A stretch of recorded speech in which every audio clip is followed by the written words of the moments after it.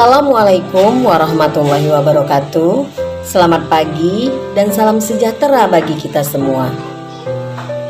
Peserta didik saya, kelas 12 akuntansi 1 dan 2, kelas 12 TKJ A, B, dan C.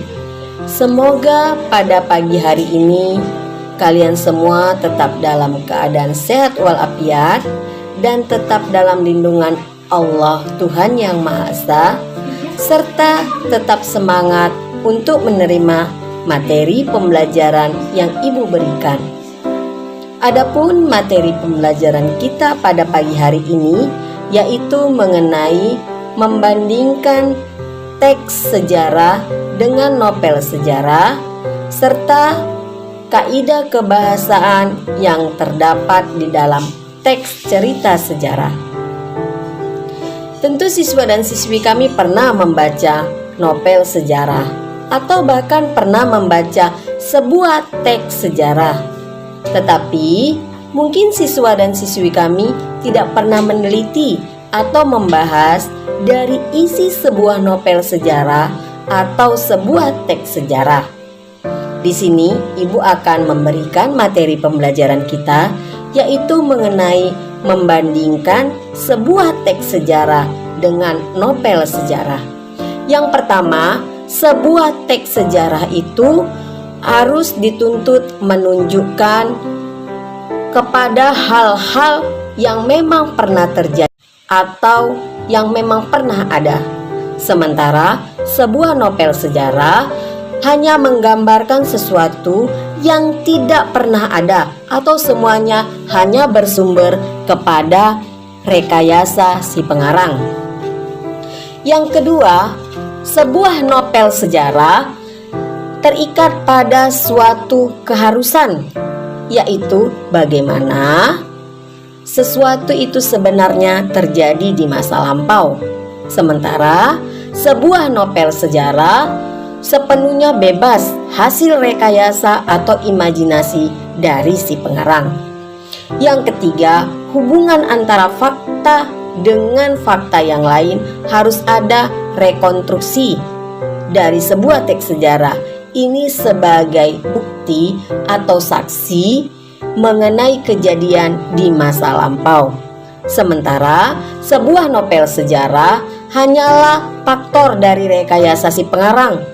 Tidak perlu ada atau kapan hal ini terjadi, walaupun kadang-kadang ada kaitannya dengan situasi sejarah. Yang keempat, teks sejarah terikat pada fakta mengenai kapan, siapa, dan di mana hal itu terjadi. Sementara sebuah novel sejarah bebas tidak terikat kepada fakta mengenai apa, kapan, siapa, dan di mana hal itu terjadi. Itu hanyalah imajinasi atau rekayasa dari si pengarang. Yang kelima, pelaku-pelaku, hubungan antara mereka, kondisi dan situasi hidup dan masyarakat, kesemuanya adalah harus sesuai dengan kenyataan yang terjadi. Sementara sebuah novel sejarah, pelaku-pelaku, hubungan antara mereka, kondisi, dan kehidupan masyarakatnya hanyalah rekayasa atau hayalan serta imajinasi dari si pengarang. Itulah dia tadi perbandingan antara teks sejarah dan novel sejarah.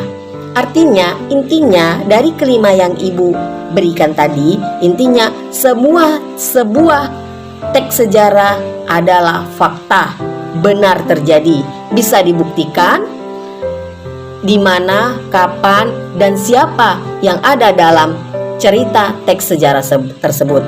Sementara sebuah novel sejarah hanyalah rekayasa atau imajinasi dari si pengarang, walaupun ada kaitannya dengan cerita sejarah.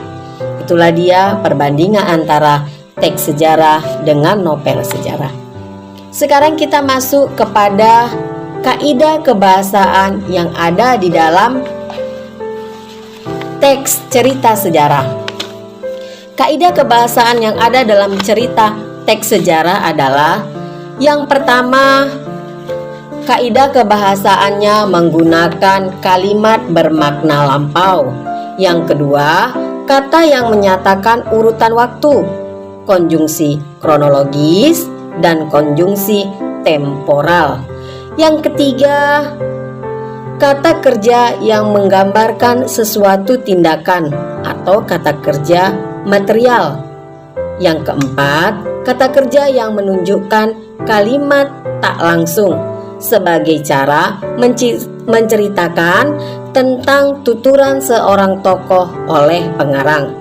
Yang kelima, kata kerja yang menyatakan sesuatu atau yang dipikirkan oleh tokoh atau kata kerja mental. Yang keenam, dialog atau kata kerja yang menunjukkan tuturan langsung.